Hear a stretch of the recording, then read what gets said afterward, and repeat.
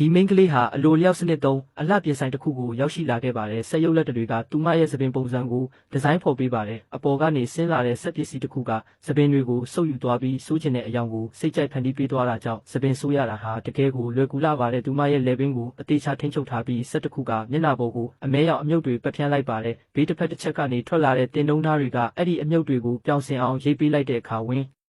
ပါတဲ့အသားရည်ထွက်ပေါ်လာပါတယ်။ပါးနီပေါင်တာနှက်ခမ်းနီနဲ့မျက်ခုံးမွေးတွေကိုလည်းစက်ရုပ်လက်တွေကပဲအချိုးကျကျပြင်ဆင်ပေးသွားပါတယ်။နောက်ဆုံးမှာတော့သူမဟာခန္ဓာကိုယ်အချိုးအစားကိုပြည့်စုံလှပအောင်လုပ်ပေးနိုင်တဲ့အဆင့်မြင့်ဇာတ်ထဲကိုဝင်သွားခဲ့ပါတယ်။အိမ်ပြန်ရောက်တဲ့အခါမှာတော့သူမရဲ့ခင်မုန်းဖြစ်သူတောင်သူမကိုမမှတ်မိနိုင်လောက်အောင်လှပသွားပါပြီ။